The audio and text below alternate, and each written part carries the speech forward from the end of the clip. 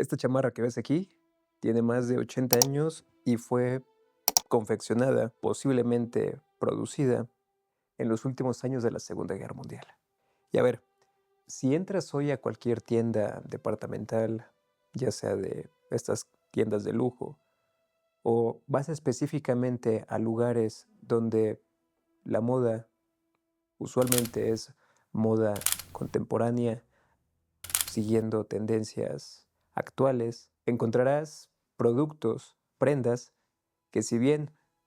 aparentemente tienen durabilidad, tienen calidad, son prendas ligeras, prendas que están hechas para durar poco y para ser producidas en grandes cantidades de manera masiva y para satisfacer esta necesidad de la moda rápida. Pero lo que ven aquí es una lógica distinta. Esto de aquí fue diseñado para cumplir un propósito que fuera confiable, que fuera durable y que también fuera hasta cierto punto elegante, ya que sería utilizada por miembros del ejército de los Estados Unidos en sus operaciones militares, y a su vez esto tendrá un impacto psicológico de presencia de las tropas y de cómo se identificaban y cómo los demás percibían a las tropas estadounidenses en plena campaña en Europa y en general en todo lo que viene siendo la campaña de la Segunda Guerra Mundial. Ahora, hablando sobre esta prenda, es pesada, está confeccionada de lana, se ve que el tiempo ya ha pasado por ella, está un tanto desgastada, tiene sus pues pequeñas imperfecciones, con el paso del tiempo se han ido acumulando. La verdad es que conserva esas marcas, esa historia, esa relevancia, según lo veo de esa manera,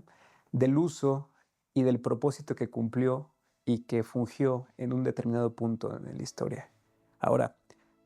respecto de qué es lo interesante también para alguien como pues un servidor, que a mí me encanta todo el tema de la historia, de prendas militares, de este tipo de artilugios, de herramientas, de objetos que acompañaron a las personas en distintas épocas, en distintos escenarios, y particularmente a mí me encanta todo el tema de la Segunda Guerra Mundial, el contexto que estuvo detrás, cómo fue que inició, qué cambios, qué impacto tuvo en el mundo contemporáneo. Esto es algo que siempre había querido desde pequeño, siempre había soñado con tener una prenda de este tipo, en el sentido de cómo se sentiría, qué sensación tendría alguien que portaba una indumentaria de este tipo en esas circunstancias tan específicas, tan demandantes, tan complejas. Y de cierta manera, esto es como entender un poco la sensación hasta cierto punto, no voy a exagerar, de lo que en su momento llegó a percibir una persona en una época completamente distinta a la actual. Eso me llama mucho la atención, eso se me hace interesante y que debe ser analizado también con una perspectiva así actual, pero con miras al pasado. Y ahora dicho esto, el día de hoy vamos a deconstruir este objeto no desde una perspectiva de nostalgia militar, sino desde el valor que esta misma comparte a través de la diversa información que contiene, a través de los estilos del diseño de cada costura, cada botón, cada fragmento que nos puede revelar un poco de qué va y cuál fue el propósito de una prenda de este tipo. Vamos pues a ello.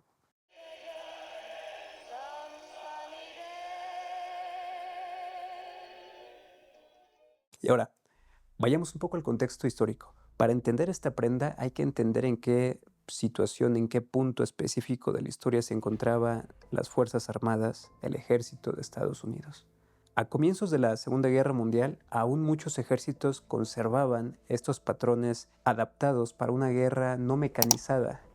Recordemos que en la Primera Guerra Mundial aún había cargas de caballería, aún el caballo era el medio de transporte donde grandes cantidades de soldados realizaban operaciones, maniobras. Entonces los uniformes estaban elaborados de tal forma de que fueran prácticos para este tipo de medio de transporte. También aquí la Primera Guerra Mundial fue uno de los escenarios, uno de los periodos donde el avance tecnológico en cuestión de hacer la guerra y en otro tipo de medios de transporte, de movilización, de producción, químicos, tuvo uno de los mayores auges y avances. en primera instancia, el avión ya existía. Fue donde se llevaron a cabo las primeras batallas aéreas. Bien, aquí es donde surgió el primer tanque, este vehículo blindado, que fue utilizado en la Primera Guerra Mundial y que tuvo su primer participación en esta guerra de trincheras. Con todo esto que se iba dando, los uniformes tenían que adaptarse a esta nueva realidad, a estos nuevos campos de batalla y a estas nuevas tácticas para hacer la guerra. Ahora los soldados pasaban más tiempo en jeeps, en vehículos blindados, en tanques tipo Sherman, Hellcat, otro tipo de vehículos más pequeños, pero sí siguen siendo blindados, como los Stuart, requerían mayor maniobrabilidad y mayor holgura al momento de realizar sus operaciones, sus actividades, y por ende las prendas, sus uniformes tenían que cambiar. La prenda que usaban los ejércitos en ese momento usualmente era la M1941 a 1943, y también existían estos abrigos de lana pesados, un tanto más extensos, eran poco prácticos en el combate, eran más habituales en situaciones muy particulares, en el sentido de que eran para escenarios de gala, de desfiles militares o temas más casuales, no tanto para ser utilizados en acción. Me refiero a los abrigos. Las demás, las chamarras M1941, 1943, eran chamarras tácticas, eran prendas que podían ser utilizadas en el campo de batalla, pero que carecían de cierta forma, de ciertas bondades que si bien tenían las contrapartes británicas, que ahí es de donde surge una de las inspiraciones de este nuevo estilo, de este corte. Ahora, esta chamarra tiene tintes es una mejora constante. Se inspiró en la llamada prenda militar, battle dress británico. De ahí fue tomando cierta esencia, cierta inspiración, y también comparte de información de mano de obra técnica cualificada de sastres en Estados Unidos. Fueron haciendo mejoras, fueron haciendo precisiones, recortes, de tal forma que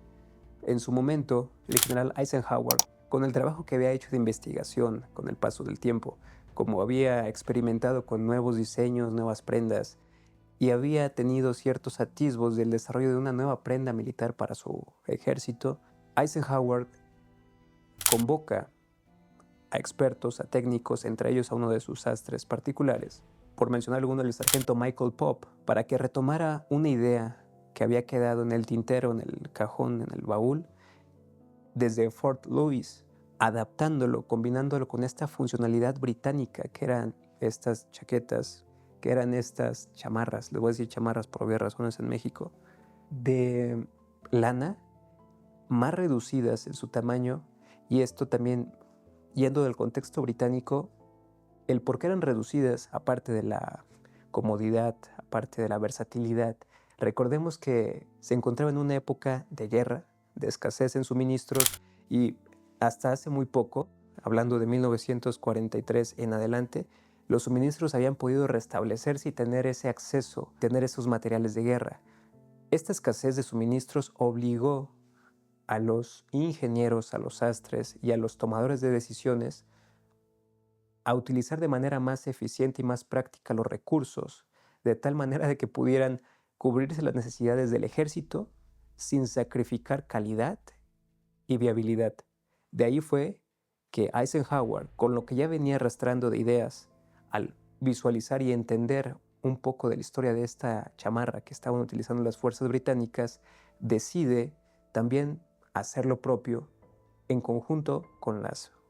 cabezas del ejército estadounidense, para poder desarrollar un nuevo uniforme militar que permitiera tener portabilidad, confiabilidad y hasta cierto punto elegancia al momento de portar un uniforme militar. Y esto pues tiene un impacto, sí, porque ya Eisenhower estaba,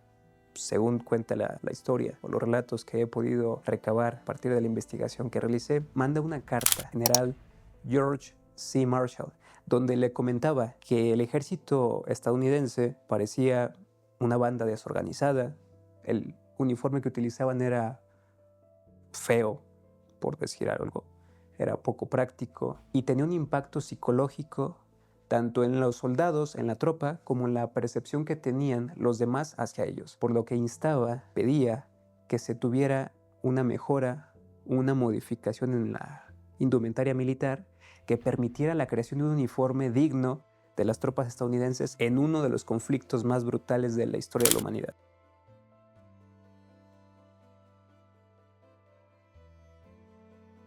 Volvamos al contexto de la Segunda Guerra Mundial. Es 1944 y el ejército estadounidense adopta por fin lo que sería la llamada chamarra Jacket M1944. La vamos a conocer como chamarra 1944 aquí entre nosotros, para dejarnos de tanto tema. El color verde olivo era un color que caracteriza a este tipo de prendas. Es una de las más clásicas. Este color fue el principal, fue el más utilizado por la tropa estadounidense. Y bien, esta chamarra con el tiempo sería conocida como Ike Jacket, un apodo derivado del sobrenombre de Eisenhower. Y aquí un contexto: Eisenhower también fue el comandante supremo de las fuerzas armadas aliadas en la Segunda Guerra Mundial. Principalmente estuvo liderando las operaciones en el teatro europeo y la campaña en África. Dicho esto, tenemos que entender un tema aquí. La popularidad de esta chamarra fue en parte relacionada porque fue utilizada por este personaje, por este miembro de las Fuerzas Armadas estadounidenses en distintas reuniones, en sus revisiones al ejército, en conferencias de prensa, en fotografías que le fueron tomadas, y también cuando se capturaron ciudades, puntos estratégicos. Los suboficiales, los oficiales y el ejército estadounidense portaban esta chamarra como señal de victoria debido a la calidad, al diseño y hasta cierto punto la elegancia que podía transmitir a las demás personas, y entre ellos era como un timbre de honor, timbre de orgullo, que permitió que fuera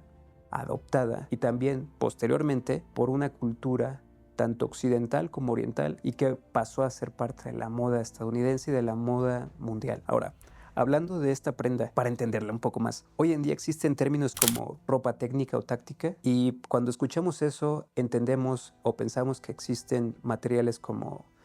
principalmente a base de materiales sintéticos, materiales hechos de componentes que son de reciente creación, pero mucho antes de que todo esto surgiera, existiera, fue una revolución a partir de posterior a la mitad del siglo XX. En su momento, la innovación textil, la innovación en ingeniería textil, en el desarrollo de estas prendas, ya había sido desarrollada y estaba en constante mejora, sí, y esto es un resultado de ello. Esta prenda fue parte de esa innovación que se llevó a cabo durante la década de 1940 a 1950. Siguieron mejorando y siguieron combinando ideas, materiales, para llegar a lo que hoy en día conocemos como prendas militares avanzadas, tácticas, eficientes. Pero, volviendo al tema, esta prenda en su momento fue desarrollada a base de lana. Es una lana pesada, teñida de un color verde oliva característico. Y el porqué de este material, por qué la lana, no es un tema un tanto trivial. La lana es un material que permite el aislamiento, que permite guardar calor, y que por el material mismo, por cómo está fabricada, cómo está realizada, es durable. Y si bien este tipo de material, cuando son climas en extremo húmedos, que está lloviendo mucho, que estás ante un invierno crudo, cruel, tiende sí a ser pesada, tiende a generar cierto disgusto por lo difícil que puede ser cargar peso extra. Lo cierto es que este material era lo más vanguardista en la época.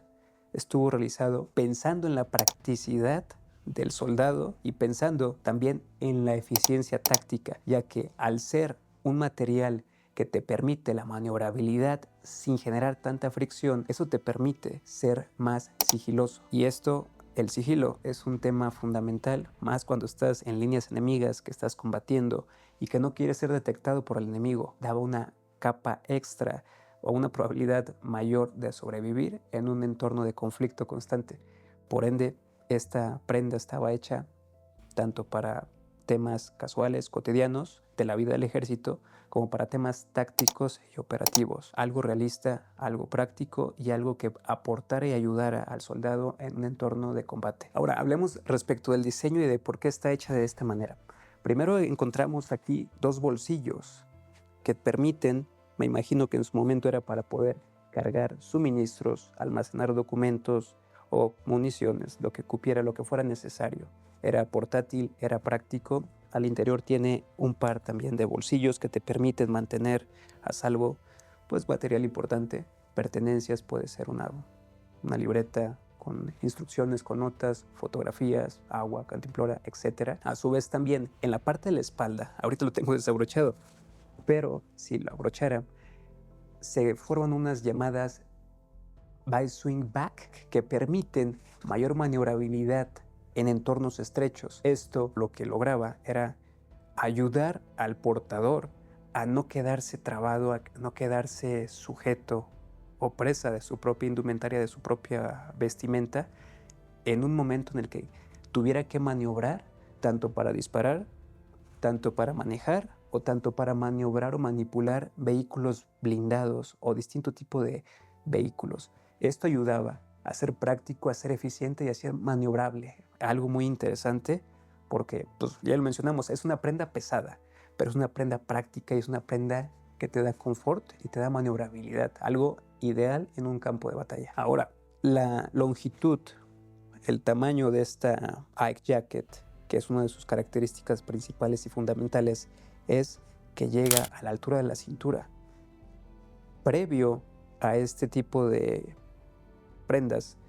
las chamarras, los abrigos eran de un tamaño más extenso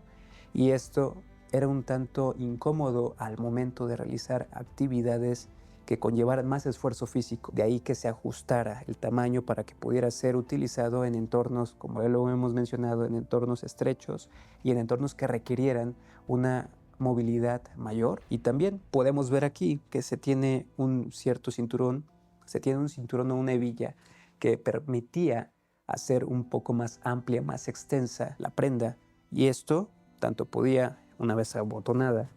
generar un mayor espacio para obtener una mayor concentración o una entrada más eficiente del aire, si queríamos refrescarnos, o bien estrecharlo, hacerlo más pegado al cuerpo para conservar la temperatura e impedir que el aire frío entrara hacia el interior y eso provocara pues una muerte por hipotermia. Recordemos que en una de esas épocas se tuvo uno de los inviernos más crudos que había experimentado Europa, cuando fue la batalla de Bastón, la batalla de las Ardenas.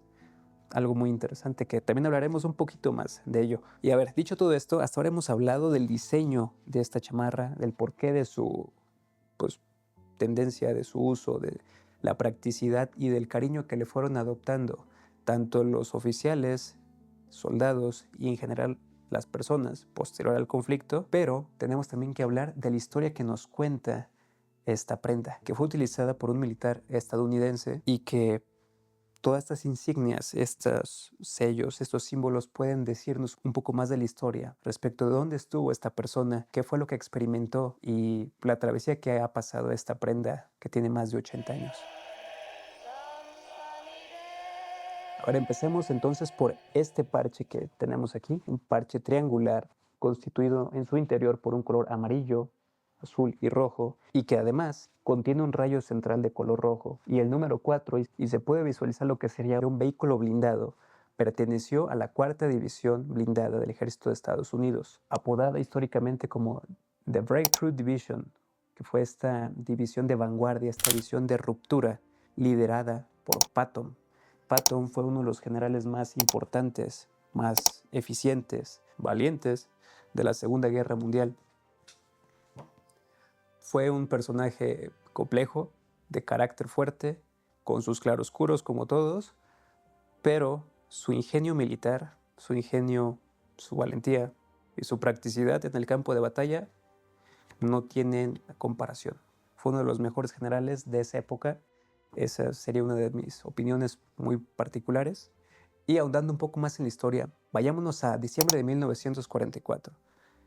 El ejército alemán realiza una de las más sorpresivas ofensivas sobre las líneas aliadas, tratando de romper y dividir el ejército que apenas estaba solidificando o estaba formando esta barrera, esta vanguardia, esta frontera entre lo que es Francia y lo que sería posteriormente el frente rumbo a Alemania. Lo que se buscaba aquí era romper a los aliados,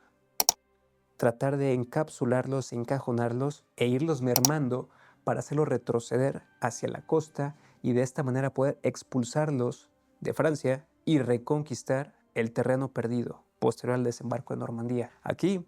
la ofensiva se llevó a cabo a través de los bosques de Bélgica, en la batalla de las Ardenas. En este punto específico de la historia se encontraba Bastogne, aquí siendo defendida por la 101 Brigada Aerotransportada. Ellos quedaron completamente rodeados por el ejército alemán, se estaban quedando sin suministros en medio de un invierno de los más crueles y los más crudos y que se experimentó en la época en Europa. Y aquí el general George S. Patton ordenó a la 4ª División Acorazada realizar una maniobra imposible, avanzar a toda velocidad hacia el norte, poniendo en riesgo hasta los propios blindados por la falta de combustible y por lo difícil del camino, y también porque se encontraban estacionados puntos de resistencia alemana que podían atacar el avance aliado. Sin embargo, lograron vencer los obstáculos, pasaron a través de una de las tormentas de nieve más impactantes de la época y lograron romper el cerco alemán y liberaron Bastogne. Esto fue el día 26 de diciembre de 1944, un día después de Navidad. El dueño original de esta chamarra perteneció a este grupo, a esta división, formaba parte de esta punta de lanza, de esta vanguardia que logró atravesar un campo de batalla como nunca se había visto, que sufrió nieve, que sufrió ataques, y que vivió la complejidad de un entorno bélico, de un entorno de conflicto, y que experimentó uno de los conflictos más brutales de su época. Ahora, también veamos este segundo parche. Este parche de aquí, que es una A con un fondo azul, y en su interior tiene también un círculo color rojo, corresponde al Tercer Ejército de Estados Unidos, el cual a su llegada a la zona de operaciones aliada avanzó a través de Francia hasta llegar a Alemania y ver el final posiblemente de lo que fue la Segunda Guerra Mundial. Los galones de este otro lado revelan otro dato importante: 3 chevrones superiores y 3 arcos inferiores, junto con un diamante central, nos dicen que fue un primer sargento, uno de los rangos de suboficial más importantes en el ejército, ya que tenía una responsabilidad muy importante en la compañía. Mientras que los oficiales planificaban la estrategia, las operaciones, el primer sargento se encargaba de traer a la realidad todas estas órdenes, todas estas ideas, y planificaba suministros, logística, formaciones, tácticas, la protección de su equipo, la protección de sus hombres. Tenía a su resguardo y a su responsabilidad a sus subalternos, a sus hermanos de armas. Entonces fue una persona, por lo que se observa, con experiencia, con liderazgo y con una responsabilidad enorme, ya que el primer sargento era el puente entre el alto mando, entre las órdenes, las ideas y la tropa, el ejército que implementaba la operación táctica, que hacía realidad, que entraba en acción. Finalmente, estas líneas que están bordadas representan cada una 6 meses de servicio fuera de su país. Hablamos del teatro de operaciones europeo y cada una nos indica que muy probablemente estuvo fuera de Estados Unidos durante aproximadamente más de 2 años. Entonces, con estos datos que estamos apreciando aquí, es muy probable que haya visto el principio y el fin de uno de los conflictos más complejos que la humanidad tuvo hasta ese momento. Ahora, volviendo a esta realidad de la moda y de la importancia que han tenido este tipo de prendas en la cultura, si bien sí occidental, pero también en la cultura de países como Japón. Este tipo de personas, de conocedores y en general también ya de fabricantes, de diseñadores, tomaron de experiencia, tomaron de inspiración las prendas realizadas en un momento como este, que es la Segunda Guerra Mundial, para producir, para analizar y para recrear uno de los íconos más emblemáticos de la época, que fue la chamarra Ike. El porqué de esto, me imagino que tiene una razón, no lo sé, pero pues los bolsillos, la practicidad, el diseño, el razonamiento detrás de cada botón, costura, pliegue, aporta confortabilidad, movimiento, aislamiento, protección, durabilidad. Nada de esto fue hecho para seguir una tendencia, una moda rápida. Fue hecho para durar, fue hecho para ser práctico, funcional y servir. Eso fue lo que, intuyo, estuvo detrás de quienes crearon esta prenda. Y para mí, esa honestidad funcional, esa honestidad de generar, de crear algo de valor que vaya a acompañarte no solo durante una gran parte de tu vida, sino durante uno de los momentos más difíciles que tal vez vivirás en este viaje de la vida es algo que me llama mucho la atención y es algo que me hace apreciar, primero, quienes están detrás de este proyecto, quienes diseñaron esto, quien portó esto, por lo que vivió, por lo que experimentó, por lo que sufrió. También me da esa sensación de apreciar más el objeto y el cómo se hacían las cosas, pensando no en lo rápido, no en lo efímero, no en lo instantáneo y momentáneo, sino en el largo plazo, en que esta prenda te acompañara, te siguiera y te sirviera para un propósito mayor, para cubrirte, protegerte y hasta cierto punto acompañarte durante un periodo convulso, complejo. Eso me llama mucho la atención y de ahí que existan personas que adquieren estas prendas para estudiarlas, analizarlas, hasta cierto punto hacer una arqueología textil donde revisan cada hilo, cada detalle, cada costura, para poder recrear, para poder entender qué estuvo detrás y en su momento poder coleccionar, poder replicar, y se hace una cierta cultura del aprecio de las prendas militares y que existen distintos clústeres, clubs y movimientos en países como Estados Unidos y Francia, Japón, México, donde se busca, se atesora y se colecciona este tipo de prendas debido, me imagino, que en parte por lo mencionado y en parte también por el gusto, por la colección y por tener algo con un valor histórico, algo que te cuente una historia y algo que te permite entender el pasado con ojos del presente para tal vez poder construir a futuro algo interesante, algo con sustancia, algo con esencia. No sé, me estoy fumando tal vez algo muy, muy complejo, pero es como lo entiendo, es como lo vislumbro, como lo percibo, y eso me gusta, eso me late, me llama mucho la atención. Tal vez nunca sepa de quién fue esta prenda, quién abotonó esto, el rostro de la persona que la aportó en su momento y que vivió al lado o junto con esta prenda todas esas historias, todas esas travesías, esos caminos y esos eventos complejos. Y muy probablemente para muchos esas grandes figuras, esos personajes, esos generales, las fechas históricas que quedaron marcadas como una estadística más, un dato más, sin mayor sentido o que pues, ya es cosa del pasado, analizándolo desde otra perspectiva, esta prenda es un relato vivo, es un mapa de una travesía que emprendió en conjunto con su portador y que a la par tuvieron que vivir momentos difíciles, momentos de retos, algo complejo y que sobrevivió, fue diseñada para sobrevivir en conjunto con su portador. Les tocó respirar y hacer frente a uno de los momentos más complejos, a un mundo llevado al límite en todo sentido. Esto de aquí es un mapa que la historia emprendió arropado en el cuerpo de un ser humano que le tocó vivir, combatir y que antes que soldado muy probablemente fue padre, fue hijo o fue hermano de alguien y que caminó a través de los periodos más oscuros de la historia de la humanidad.